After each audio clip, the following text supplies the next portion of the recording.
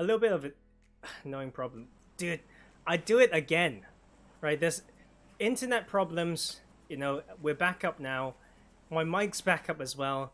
Let's hope that we stop screwing up and the internet stops screwing up as well. It's, you know, adjusting camera, you know, so many small things, you know, technical problems, the thing that we hate most. But let's head over to that Sandhoff map because it has now started finally. And you know what? It's important, you know, to focus on the next right thing and stay composed. Right? It's so important. And that's just in here. Friends are in here. This is part 2 and this is game 2. Let's stay safe, stay stable, hopefully, as we pray, as we have Sandhoff map with a very usual type of distribution still on the eastern side as per the game 1. A little bit empty to the eastern side, right? More congestion around the middle. I think this can be quite interesting, as you can see on the Tatty from Scrim Farm or Daos Legion, I would say. A little bit late on that floating, so he may need to fly past the team of Take Cover on the Northwest Island to reach to Hartin to join his teammates. Got a little bit of congestion between the winning team actually in game 1, which is Bloodbrothers. Surprisingly, how should I say? I think they just surprised me because I haven't really seen them play before. Thus, they maybe contest the cow drop with someone else, and that is going to be the first kill actually coming through. We've only got 12 teams in here. We have Lendo from this squad. Evil is the name, but I think they are Conqueror DE. So maybe a different name for the squad. Once again, part of that deal. As you can see, Omdetati is trying to challenge with a pistol. Wait, okay. He just outplay an automatic gun. What is going on? But we'll first have the goals. Still, this cow action will continue. The opening knock comes through in favor of the goals first, with Ninhood actually flushing out one. So this team continue to stay strong with numbers advantage now. But this is always a tricky thing with Sandhoff, right? You want to make these fights, but they're 800 meters from the circle. So I imagine a very southern phase 1 circle.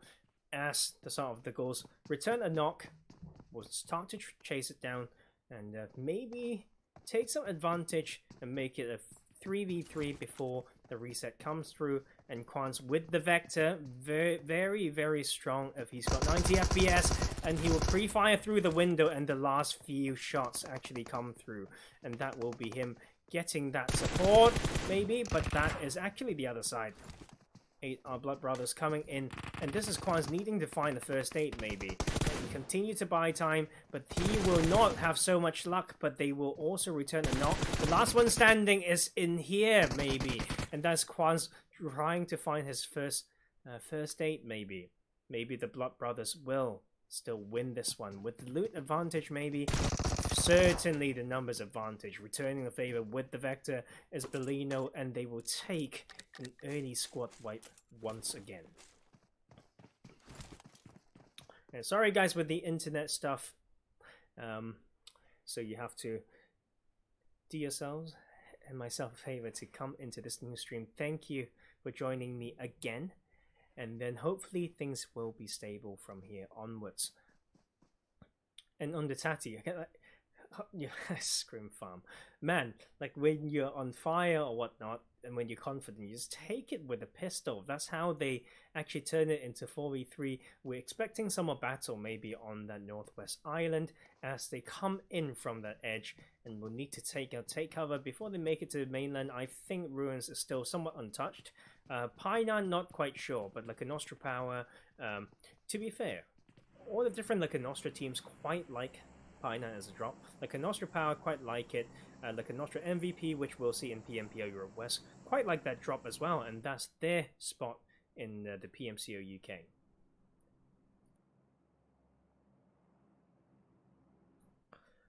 Need to get back into the flow as well, right? Like with casting from my own computer, you know, still nice to have production and whatnot. It's been a while since I have to maneuver the camera, and that's just a, you know, I'm a little bit rusty, but only rusty because I'm too blessed, right, to have these opportunity to work with all these production teams, amazing people, amazing camera work, a beautiful map as well. So we see Pine on Hill, very typical spot for teams to hold, but just need to know the limits completely. As you can see, the squad of Entropiq, historically very strong, but didn't have the best game last game, and they may need to face Lakonostra power first on this spot, but we could see them starting to scout for that. NERA, another team that didn't make it through to the end game earlier, you know, but did have some decent mid-game fights, as we have in boot camp F1, and the name that we should remember is no other than Danish Duck, the player who took out 3 of the Scrim Farm players in that game 1 and made it all the way to top 5, if not top 4. I think he made it to top 4, so that is a 14-point game for them at least. 15, I think they got 7 kills, and 3 or 4 of them all from this one player. The Bloodbrothers made some very nice play in that game 1, and I'd love to see more. But they did slow down because of that fight. Still need another 400 to 500 meters of rotation down south, and hopefully they have the resources to make that work.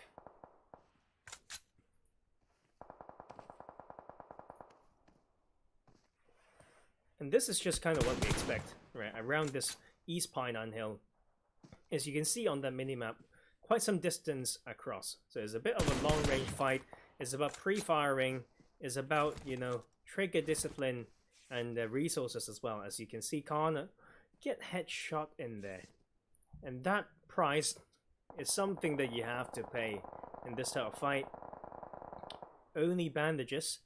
And now, what they have to worry about is that third party as well. As you can see, Harpy getting knocked from behind. Warning shots trying to come up from behind.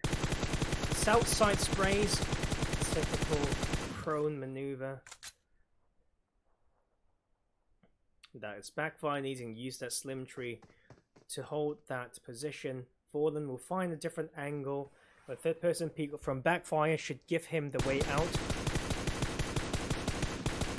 We'll smoke the retreat path a little bit as he rotate north a little bit. Just need to know that limits from that ridge line, because Lakonostra power is on the other side of that mountain, as we saw earlier.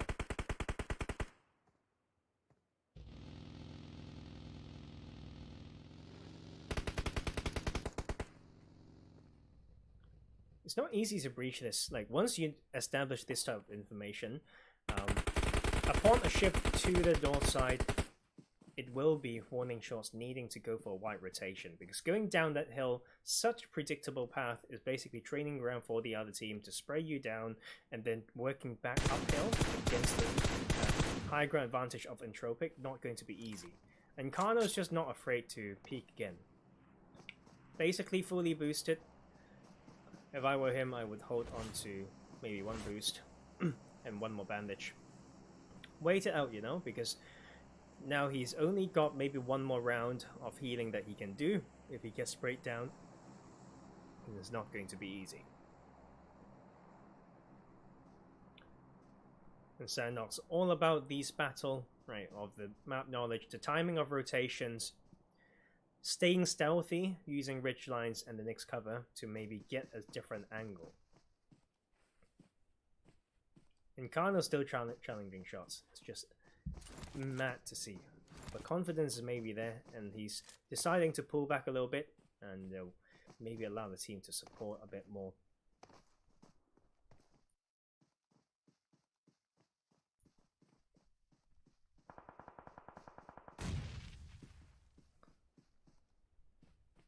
And finally on the kill feed we see Omdetati taking another one with take cover. It seems like take cover is stuck between 2 teams because they also get killed and lost some players.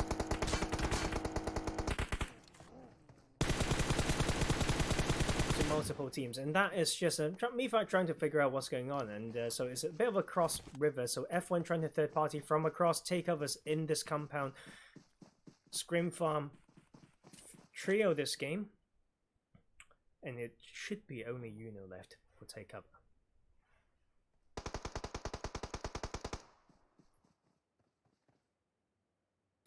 I'm grateful to see how all these players or viewers found their way around YouTube and my channel, and now we're back to having a good number of people watching. Maybe they finished this match already because there is some intrinsic delay between the clean feed and the actual game. No one gets to stream snipe. I don't get to provide any info real time, and we see the side of NERA trio down to a duo, trying to control this bit of the hill. Very, very congested round there, and I think I want to look for a southeastern shift so we can see how these a southwestern shift to see how these teams get to rotate past the river, you know, the timing of all that, how to prioritize, you know, rotation and fragging. So finding that balance is no easy job. You know, first have Evil holding a very good spot across, but if I were them, knowing this is the split, I would probably put a more focus to all the fishies trying to come in through that bridge and riverside, as we see Entropiq trying to come in there. 8R Bloodbrothers not going to be easy, trailing behind SNAKEsquad, and warning shots around that cave area. The Camp Charlie bridge will be pretty congested, I think, as we have only 50 seconds left before all these teams need to find a spot in the circle. But this is Sandhawk, so maybe they would just fight if they have the resources. And you know, that's the thing, like the assessment of the landscape, the assessment of your resources, timing it well.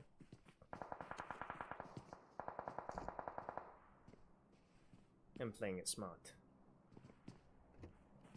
So I wonder what's going to happen in here, because F1 knows there's something that they can maybe do from across, but we'll first see Entropiq needing to meet the side of SNAKEsquad on that eastern coastline. F1 up to 3 kills now. Danish Duck's trying to do a lot of work, holding this down by his lonesome. Molly to stop the push coming up, then maneuvering down with a DBS and trying to confuse more and more, just buying time for his squad maybe, and that is not enough. And that is Lakonostra power, with the patience coming in and punishing the aggressive push coming from the side of Danish Duck.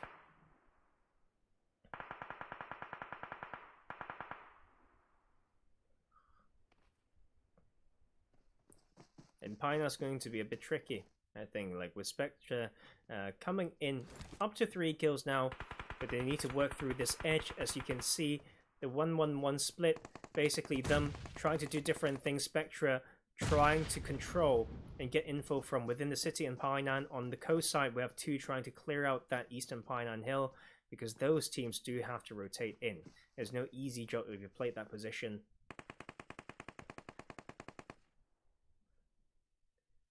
And Scrim Farm will have that healthy amount of points from kill points for now. And this is Entropiq. Maybe the second game in a row having some issues, but no, they will first trade that one. And Harpy needs to get in, but there is a car coming in to support from SNAKEsquad. And this is them needing to capitalize on this. Miss an opportunity, Sans need to reload. And that is them actually making it into that tree. And look at all these utilities being used, man. Just burning them to the ground, and that is with the flush coming through as well. Back to his knees, and now to the grave is Harpy. A 3v3 back for us. Still need to heal up, and SNAKEsquad are trying to pincer this, but that footsteps getting picked up, and a third party from across the river as well. SNAKEsquad down to 2 players, and I think they just need to play patient, but they just keep coming in on the side that is expected. SNAKEsquad is out at 9th place, Entropiq holding it strong, and I think that third party from behind was so lethal.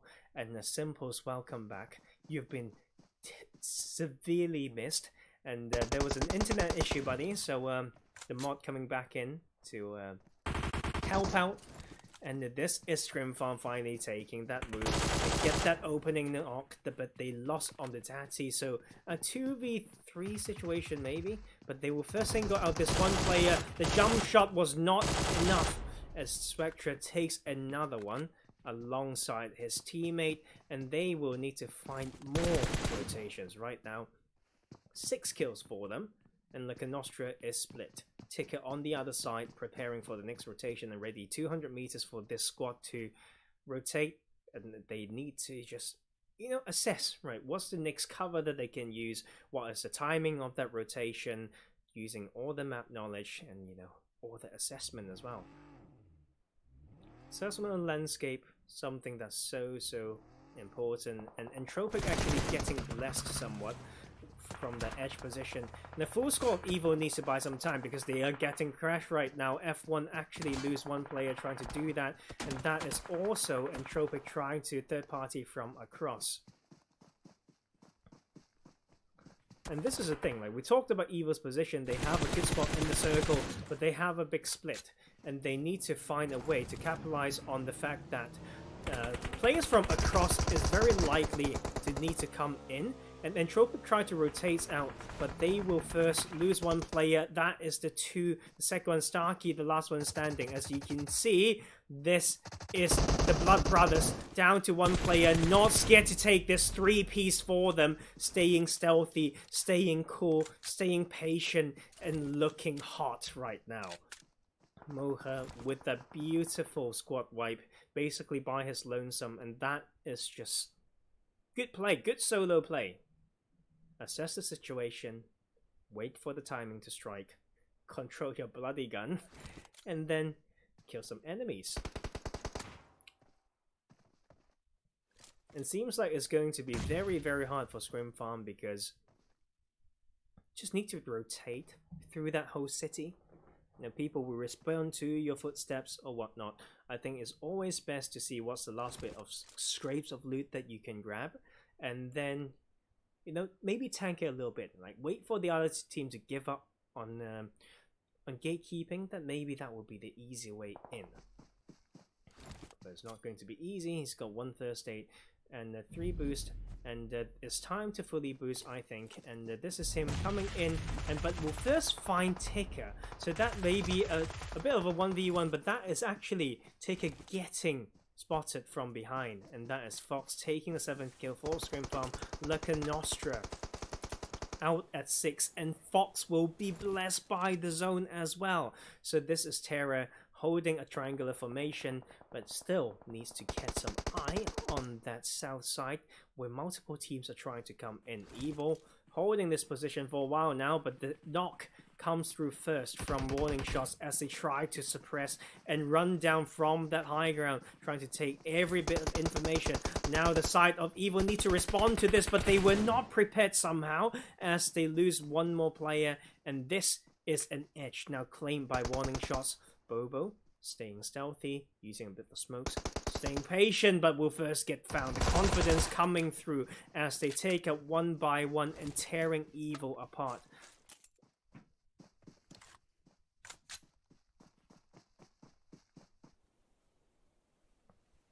It's just kind of what you have to do, man. Like, you know, I always use this term called the pocket of opposition, and you need to know what's available right in that pocket. How to stay stealthy, like what are your weak sides, what are the strengths and weaknesses of that one spot. And we could see how Evil was in position to maybe control a lot more. Based on the position, you know, they can, you know, refine the split, you know, refine the position. You gatekeep one side or more when they've got priority and the number advantage, and leading to this situation where they've lost 3 players. I think that is a sign that this team needs to think a few steps ahead, right? So how did that happen? Right, warning shots all the way from cave, wrapping behind, and then just stabbing them from the back. So Madness might just be playing that healing game, and they may just go out at 5th position. As you see, Moha actually still grabbing points for his team and slowly coming onto the bridge with a bit of that bridge in play as well. Maybe just safely getting to a top 4 finish, or even a top 3 because Fox is by his lonesome and needs to move, and then we can still see Terra is stopping and grabbing information from this side, so stopping Fox from coming in further. Fox already transitioning into that much needed type of play where he is first staying stealthy but stealing away a kill. So but now with that information he knows he might be exposed, and that is him actually outliving a team. 2 solos, 1 trio and a duo, I believe. So warning shots with that rotation all around has made it in and can control a little bit of this ridge line along that ridge. And I think this may be Moha's chance to show us what it's made of even more, like the 1v3 coming through. And warning shot knows, and they're just trying to stop this. Can open with the frag grenade to, force some rotations around with that, and that is a beautiful opening, but that is no trade coming through. The beautiful response with the Tommy gun is always there, and now we just need to suppress that even more, and that is Moha still holding in here. Where is the support from across? We don't know yet. Molly to stop one side of Peak, and that is the revive needing to come through now, maybe, unless Moha lands the best nade. He can't really do it. He realized he's on a ticking time bomb as he takes another one. Holy crap, this player just keep taking these 1v3, and from the same angle, can Game Changer do this? But he is giving away that info. He is giving away that info. That is the footsteps, but Moha's only down to those bandages, so we'll slow that on that 1v3. But he just wants this as he come in. But that with a little bit of aggressive play. I think he knows maybe you just need to get those kill points, but waiting for someone to third person peek you and wait for you to make a mistake is never easy. But damage has been done. Fox using one of his last 2 first aid, and then maybe another one, but he is already found. Terra's been ready all that time, and we are down to 2 teams. And hey, really? I think that's a bit of a greedy revive. There's still more distance to cover, and it's better to do some damage control. And I think both teams know each other's position. One coming out of the compound, predictable to be on the other side of the road, but that is warning shots. Actually, the fact that they got the first pickup and bought some time with that smoke is brilliant by them. Brilliant angle right here. And Joker trying to get closer, looking into the smoke. I wonder whose smoke that is. I think warning shots with their constant fighting and the proactive rotations would give them a little bit more mental preparedness in this, and I think the fact that they've got more immediate covers, rocks or whatnot, and trees with the soft cover as well, just give them the opportunity to maybe outgun the other side with that beautiful split. They know it's a 3v1 right now. Joker's just buying his time. It will first return a knock, but then that is warning shots actually losing that patience, and this can't be it. Oh my lord, Joker you have to be kidding. And that's warning shots trying to challenge that. Now is going to be a free fire from there. Last tap coming through. Game Changer needs to land a shot to finish the game, and that was the case. And that's Joker living long enough, I'd say, but warning shots with the very methodological finish in there from that mid-game rotation and all that stuff has been sweet. And right, we just have a look and make sure everything's checked. Okay, very interesting game. I think we could see some very heads-up moves from some of these teams to know that the choke spots are existent and they need to go wide in some rotations. The ridge line control, so you can see like a lot of teams may go for very direct route from that cave area into that coastline, but warning shots have enough how should I say, experience to first go through that south side, wrap round, reach the high ground on the southwest edge, then look down to control that pocket. And that's how Evil lost their spot, and they then have this mentality that is very important to clear aside, what we call the sweeping. Okay, when I go, so they sweep coastline first, then come back in. They know they've got a spot. They almost got 1v3'd, but then they held it strong and they finished the game. You know, there's more timing and the damage control, the balance considerations are there. Preactive smokes and not preactive. What does that mean? Like preemptive smokes, right? Excuse my language. And so yes, brilliant game by them, and we are going to have 2 more games right now on Erangel. See how these teams are going to fight it out. We're going to go on a short break. You may see some stats and a little bit of highlights as we go grab some of these action.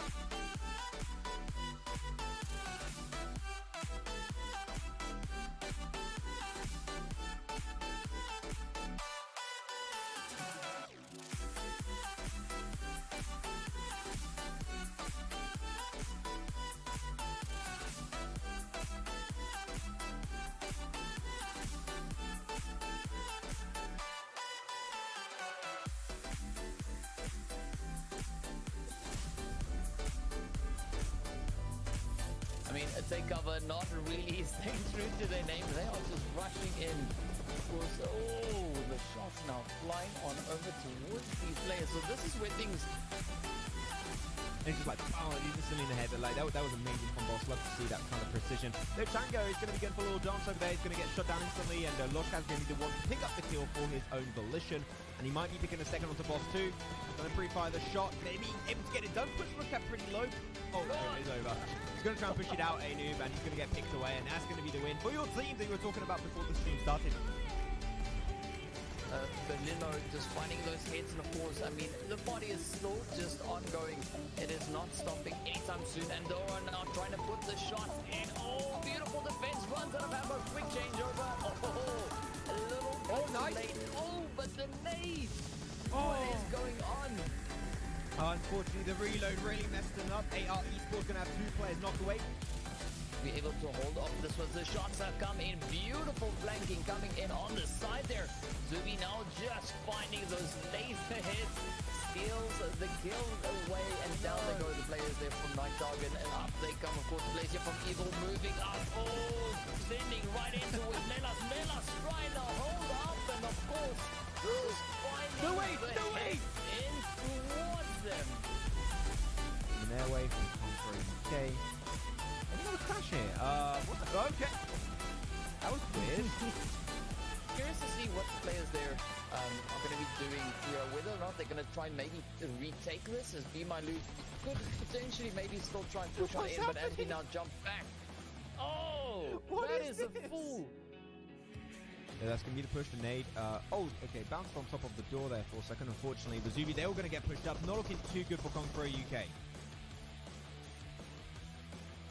Versus the side of play, and also 21 Blackjack. This is going to be a fight where only one team will normally come out on top. That nade was perfect. And he's looking for the close off. Oh my god. And it's an interesting... Oh.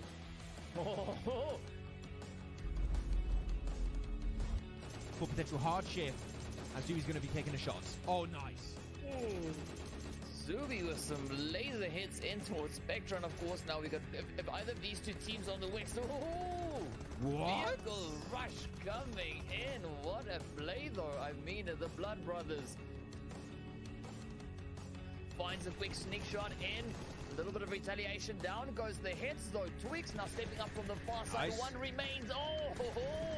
Yes. Oh, Twig gets it done, and you closing it off in a sick 1v2.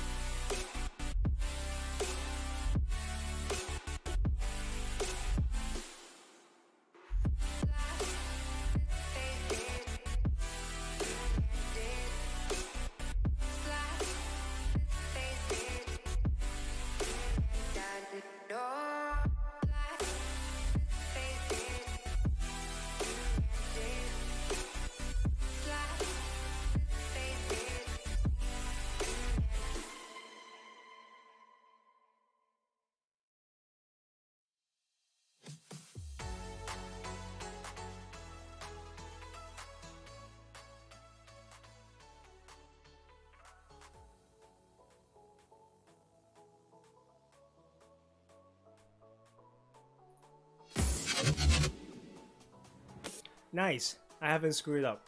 I've remembered to mute my mic. Jesus, that was so embarrassing, man. And some more embarrassing things recently, actually. I got bitten by a dog. Like, I'm not even joking. How do I explain this? But I don't know, it's just really hard. There's like someone who is fighting and trying to like kind of stop it. But the person I was trying to stop and kind of push away, he has a dog that he walked and he thought I was attacking his owner. So he just kind of bit my hand. So I've got some bandages, more things on my palm right here. But it's not the end of the world. I had it checked, no stitches or whatnot. But, you know, we survived those moments. Jesus heck. Like... that was a bit of a different experience. I don't think you get to be bitten by an animal many times in your life. It's not your cute hamster, okay? But anyway, that short story now is out of the way. We are back to 2 games. 2 more games for this scrim. This is day 14 of the PUBG Mobile Club Open Scrim. And the back-to-back Erangel is what we're waiting for. It should start any time now. We're running around 12-13 teams today, and but we've got some very good showing. A lot of good individual play in particular. You know, the things that I always say. You know, the patience, right? Trigger discipline, staying stealthy. You know, restricting the amount of info that you give to your enemies, and timed rotation, time aggression. Like all that stuff. Ouch. My hand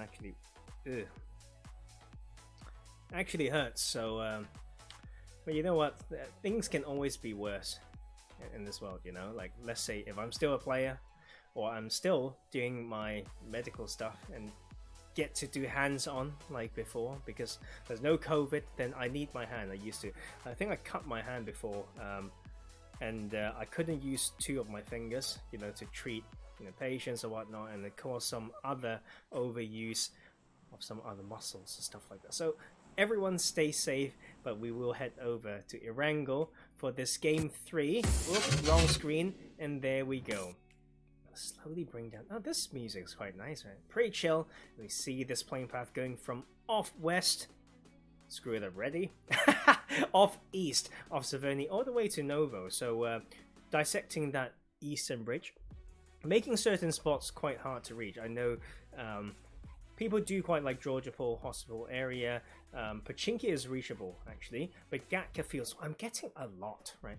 In the games that I casted for Erangel, a lot of western phase 1 around the Gatka Fields with a little bit of Pachinki Hill in play, you know, the Quarry Hills, all these very interesting bits that test these players for their map knowledge and whatnot are just very, very nice to see. But you know what else is nice to see? Hot drops.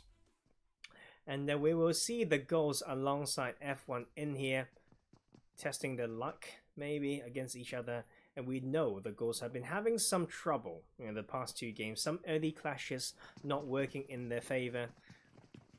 12 teams, 46 players. So I'm thinking 2 duos, 2 trios.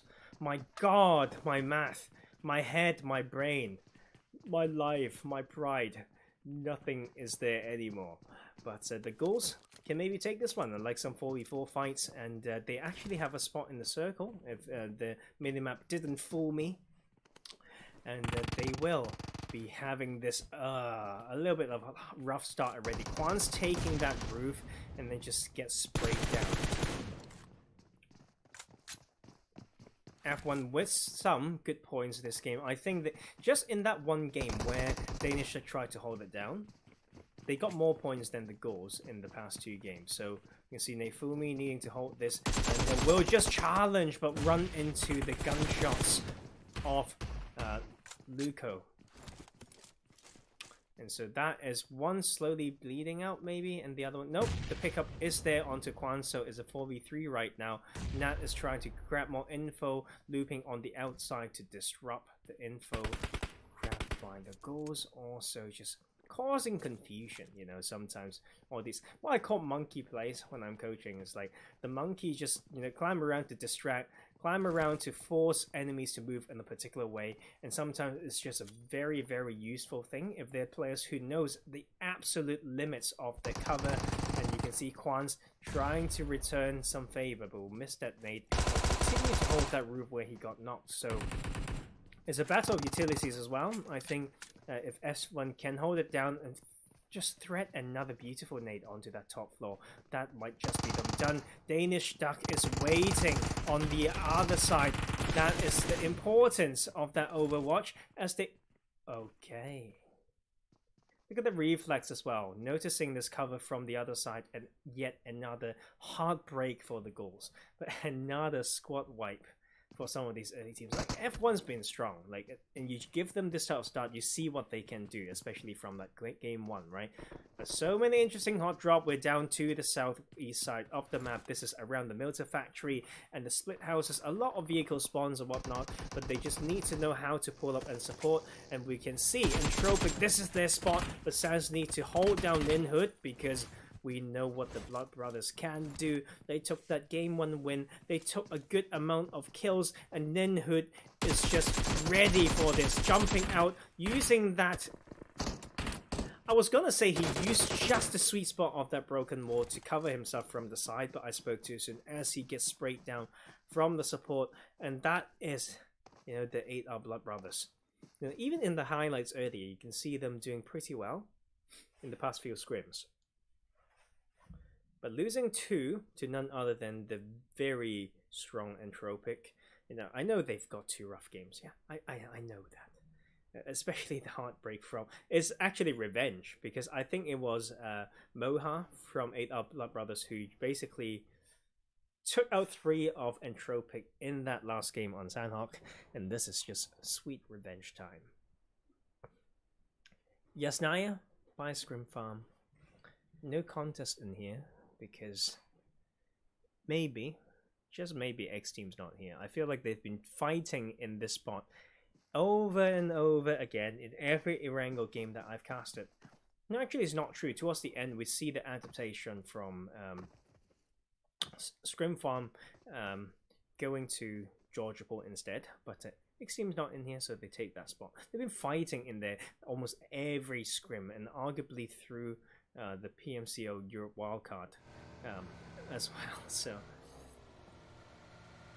but I love people doing that. I love teams who would use stuff like that to test, you know, their adaptation.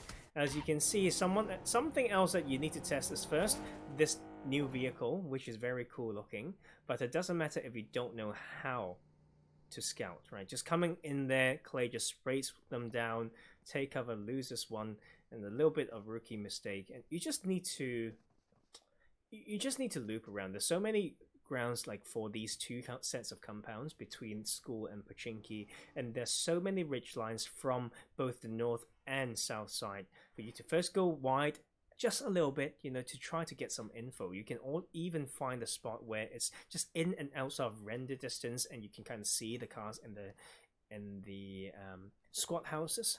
But obviously that's not done. As you can see, take cover forced to rotate round, maybe now reaching to those J compounds, you know, between School and Yasnaya. Those sets of compounds can be very, very strong if you know how to use the hillsides, the dips close to the river as well. For this northern circle, this is where it gets quite interesting.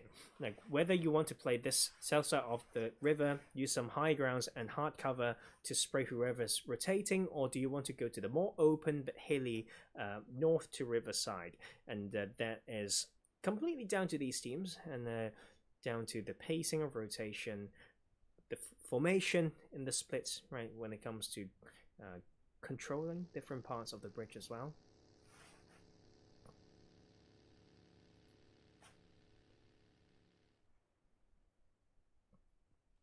And Headshot Hills, definitely some parts of the map that people really get tested, right, for their ridgeline awareness as well. And this dip, one of the most famous dip, basically kind of, how should I say, it's like a plan B of a shot stop if you get pushed away from Rozok Hill, or if you're trying to scout Rozok Hill, but usually better if you have a buggy. And I think that's still probably why the buggy is one of the strongest car. Mobility, of course, protection not as good, but mobility and how it can keep you stealthy, right? So But, you know, I think that's why I quite like the design of cars, like in this game, right? I think it's brilliant spray. And brilliant balance of those cars, because you know that is just what you want to see, like the trade-off. Why is something stronger or whatnot? The balancing of the game is always important. So if you play many other games, they always have these patch notes to nerf and buff weapons, you know, champions if it's some other games, you know. And the support is here from SNAKEsquad. They'll pick it up, but now probably head on fight. And warning shots. It's not scared to take this one. And this is going to be so messy. It would be about third party as well, as you can see. Warning shots going too far up. Fallen has fallen once again. I feel like I've said that too many times now, as Jat would just let him go, use the vehicle as a little bit of cover, and would try to hold it down a little bit more. But that is also SNAKEsquad taking another angle. And look at all that support, you know, off angle so strong, off angle upon off angle, the battle of the supports, rich line, peaks, timing, nades, and that is a beautiful one. A noob, not a game-changing not onto game changer. Excuse me for my puns, like, you know, sometimes when you get not really bored, but I think I love to use the players' names because I feel like there's always a story behind it. As you can see, warning shots try to bite more than they can chew. They decide to pull up, they decide to capitalize on that knock, but they didn't do it the proper way. Or should I say, SNAKEsquad's just 2 steps ahead, right? If they push, we have a side angle. But we've got the side of NERA in here as well, and there's another team. I think that's Lakonostra Power, first to lose their spot, right? And then Wanjun knows this is time to maybe go down the river, you know, don't give even more info, finding a retreat path, and rely on Ackerman to cover from the other side. Oh, and I think that is that's it for Lakonostra Power, trying to control a bridge side, and we will have a very interesting circle. It shifts to the northeast. Saverni is in there. All this tricky layers of hill from Stelba to that open Stelba compound. I don't even know how to call it. I should give it a name. Like, if you guys use the interactive PUBG map, they call it the Yasnaya compound, which of course is very weird because it's close to Yasnaya, but Yasnaya has many compounds within. But if we just call it the Yasnaya compound, where you can see basically in the middle there with the main road from the east side leading towards it, if we draw a line from Stelba to that compound, there are many layers of hill, and it's high ground upon high ground, and teams really need to know how much to you know, rotate down, or how to work around those layers, right? And you can see there's still more action in here, and they're not done yet. Narrowed down to 2 players. Scrim Farm is just practicing their fighting, I feel like, as they take themselves the 4th kill. And Spectra will be getting another angle to pinch as well. And that is the flush coming through, and that is another one knocked. Narrowed down to 1 player, and Scrim Farm is just taking the 5th kill on the Teti. Not so lucky in this one. Went out a little bit earlier, but just because of the nature of this fight and the position, it allowed F1 to out-rotate them and now try to pinch this coastline. And what a beautiful rotation, using that momentum from the early game as well. Now just trying to spray down the side of Scrim Farm. F1 will try to control even more. Fox is in an important position from across to stop these coming, but Spectra, no immediate support from his teammates. Scrim Farm's down to 2 up on their feet.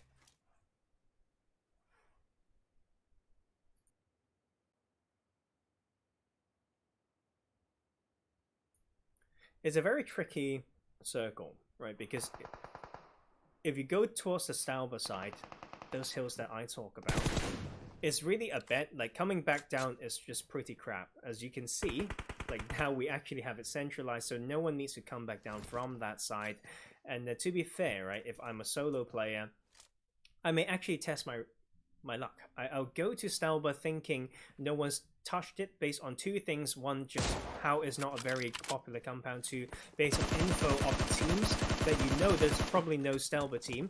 And imagine being a solo and grab every single first aid to Stalber. You should go on the outskirts of your sniper Pollyanna, go up there, and then still come back down and play edge just on that tip, on that hill, on that northern edge. And you will be able to, you know, get info to prepare yourself towards the center zone. You have a lot of mets. You can play the placement game, you know, and work down those high hills. But the Mosin, so satisfying, man. The return knock onto Luco. Clown using the new bolt action, and excuse me, I'm starting to have a lot of anxiety just watching players not responding to info, and you know, letting loose of, you know, the weak side awareness and whatnot. And now Scrimfarm trying to come in. There's a battle of the off angle. There's them using this numbers advantage for now, but Fox needs to rotate around. Oh my lord, that's a beautiful small maneuver coming from F1, and the support is still there from long range. Now Clown needs to make his position useful, rotate along that ridgeline, but I think based on F1's position, that is probably what they should be rewarded for. They know there's a fight coming here. They didn't crash it. They rotate into a position that they can choke this, and they haven't lost any players. So they take down one, soon to be two, and it could be a 1v1. Clown will be found, but we need more support coming in, and that is at least slowly appearing. 7 kills right now. So Scrimfarm eliminated upon the pressure from F1. Beautiful rotation to choke. Beautiful execution from Overwatch, beautiful solo play from the Watchtower, and beautiful 2v1 plus a mid-range support coming from that team. Take Cover is angry right now because they just keep losing some early fights, as Blanco become the last one standing for this squad and need to hold down the remainder of SNAKEsquad, but he will just come in, finish it with that Tommy gun, grab that revive, but it's a ticking time bomb. Seems like SNAKEsquad is just down to one player, so no point coming into, you know, capitalize on that. We just need to use that dip right there that we always love to talk about to get some info. Prepare for the next rotation. Terra Esports got 12 points in that last game. Second place, but not a single bloody kill. So this is them now needing to prove us wrong, but they will first have some issues because it's one of the players not first. Looping on the outside is F1, the momentum, 7 kills, and they will need to come and just use that position well, man. 2 of them incredibly low, only 1 first aid, and he decides to vault into the building. My mind is blown. That is painful to watch, but just, I think because they've got blood in the mouth, right? They've been fragging, and that needs that support coming in now, but that is Terra once again. Seems to be, you know, choking under that pressure. Last one standing right here, position known, 1 nade, and he is a goner. But he will first use his beautiful Tommy gun to get some work done, but at the bottom, waiting for him was Nat as they take another squad wipe. That is them up at 11 kills. So F1 got the momentum. They've got the points. They've got a spot in the circle. Right now, I want to see this thing, right? Because we've got a few good squads in here. I think it's the battle between F1, Entropiq. I know they don't have the numbers advantage. Lost quite a few around Milter a bit earlier, Milter Factory. But I still believe in their individual skills, right? And and same for this team, right? They pull it off. They're 2 kills right now for the 8 Bloodbrothers, but they show a lot of strength, like in how they played, and now they stop at this bit. And I think if I were them, and get punished enough for it. I feel like they should be punished harder. Like, just imagine having a full squad team spraying you, right? That is the type of compound that you basically lose all the cars. So if I were Bloodbrothers right now, I'll take out all the back tires of the buggies, take out enough tires so then F1 is completely stranded, because this is a very typical mistake, guys. Okay, like lecture time. Teams have this thing where they just have a, how should I say, they have this downtime. So like they upon reaching a compound, they have this 20 to 30 seconds where they are too relaxed and they don't think about like using the compound's positions, you know, the strings and stuff immediately. And within those 20-30 seconds, usually if a team pulls up or start to spray them, the team that, although they've got a compound, they usually get killed because they just feel, oh, we're good now. We've got themselves a compound. No, that's something that happens a lot, right? It's not just arriving a compound. Even if you've won a fight in the compound, they don't think quick enough. You know, they need to think very quickly and say, I will heal. I'll first repark my cars. Then I will see whether I can loot safely. But you see a lot of teams with, I don't know, you know, that half a minute to just feel like, oh, we're good. We're staying here, forgetting about parking the cars, forgetting about a third party chance, forgetting about you know, many of the essential things. So this is F1 not getting punished for this type of mistake. And I hope teams, you know, get to learn that, like, but seems like it's not going to be so easy because they do have Danish Duck holding a spot on that cliff. Crazy. Like, I don't get to say this a lot. There's a northern circle for Erangel, but you have a 50% water circle. That's a bit of a mad one, and you can see 8R is just using a very weird rotation, and they know they can play this cliffside, but Danish Duck already established anchor spot and entry point, and this is him playing once again very smart. He stayed stealthy, he did not spray until he needs to, and that is him buying time for the support, completely giving the side of 8R Bloodbrothers a false sense of security, so they comfortably take that coastline. Then Danish Duck and his mates continue to capitalize, and that's beautiful work. You don't see that a lot. People just like, oh, people, or people just say enemy or car, didn't ping, didn't give a number of direction and start spraying without thinking about the consequence, right? But this is round 2 because Entropiq sprayed this down, but just look at the control coming from F1 man. It's a battle of the CQC, it's a spraying of the Tommy gun. F1 will first lose one, but the return and that trade is here. The numbers advantage continues. Harpy needs to bring that first aid, but that is just too late. This is the type of game-winning fights or rotations that you kind of have to take because you don't have a lot of opportunity. I think it's fair for them to say that, hey, we're not one in the watchtower, it can't be all 4, it's probably just 2 or whatnot, we need to crash it and take this spot. So respecting that type of decisions, but you know, Moha is in here and we've seen what he can do as a solo. So I'm waiting still, and there's such an interesting circle as you can see. Ultra from Take Cover, you know, hard day for them so far, but they did get blessed by the circle as they missed the opportunity onto Nat, and that is also Eliref staying patient enough as the solo, hold a bridge position and tries to, you know, do some work. Okay.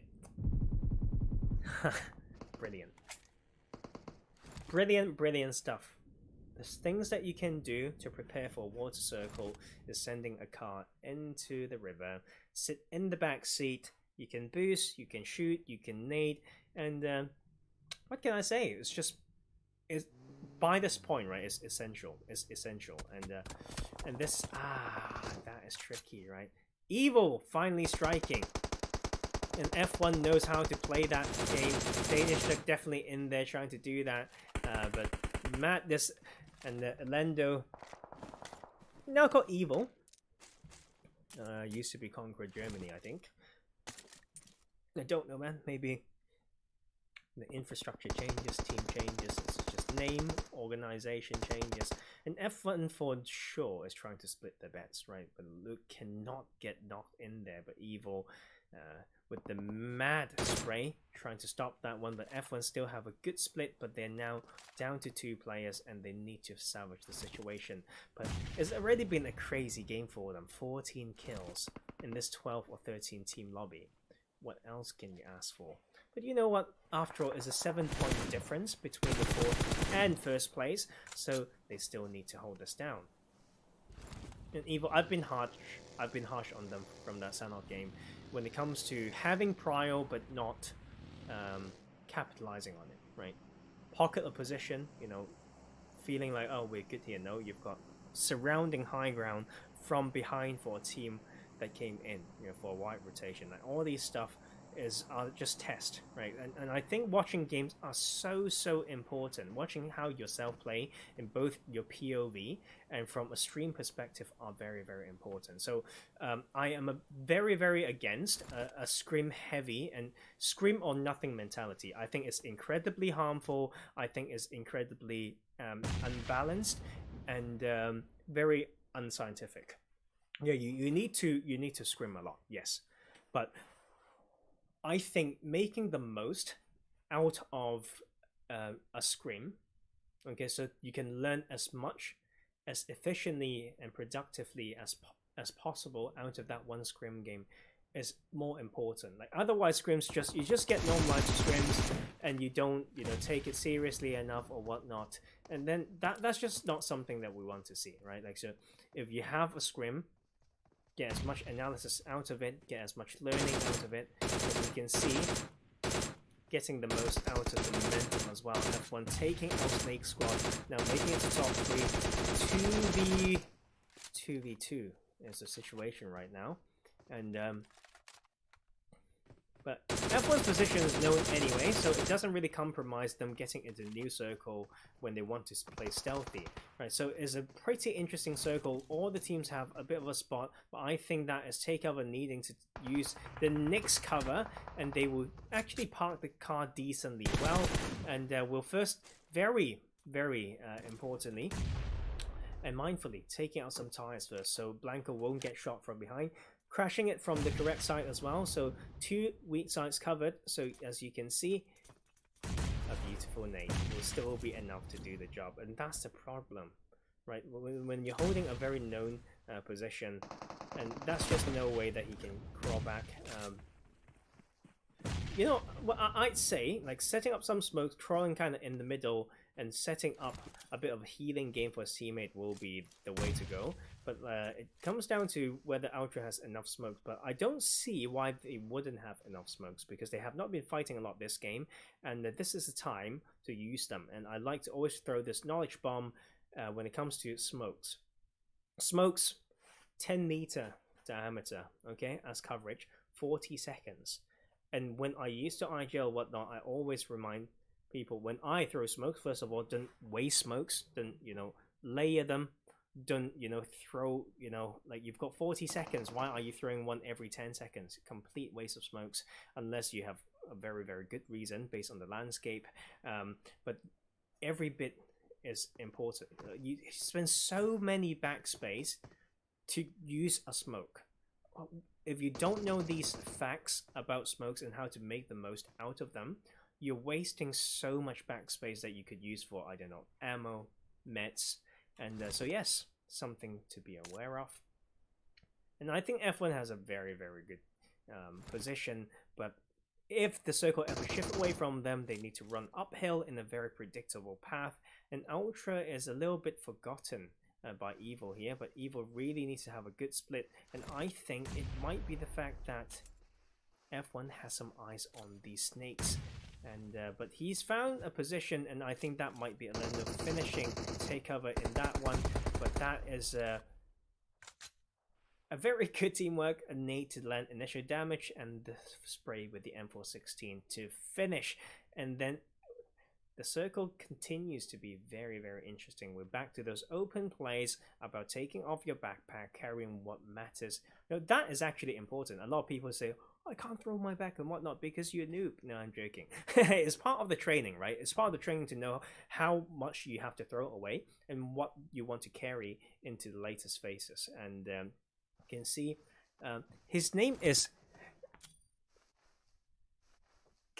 Cute. I don't know, man. Like it is, but Danish Duck for sure, a very controlled and strong player, and from basically all those games, right? And this is pretty standard for them, but they grab the info, they, you know, slowly move up, take it. I think that's the 16 kill as they're trying to take this 2v1, and I think this is their game and they deserve to take it. As they take this chicken dinner with, let's do some quick maths there, 17 kills for this squad, a 32-point game, a brilliant showing of rotations, trading, off angle, and just what's the term? Like just PUBG IQ. Like you can see, I can even see myself in some of those situations. Although I'm a coach or whatnot, I played the game quite a lot. You know, used to be IGL. It's still very easy to be tempted to shoot and spray in certain situations when you shouldn't. As you could see, that was just brilliant. I think I want to watch this player more. Danish Duck, I don't know. I really haven't heard of this name, and if you haven't as well, you should by now, because those are the things that's very, very hard to learn, right? It interacts with the person's character, personality, and sometimes they just can't help but to go really ham and over aggressive. But no, he could frag, he can stay patient, he knows when to strike. So lovely to watch that game from F1, and then we will have another Erangel game after this, and we're going to go on a short break as you or watch a little bit of stats and beautiful highlights. I'll see you guys soon.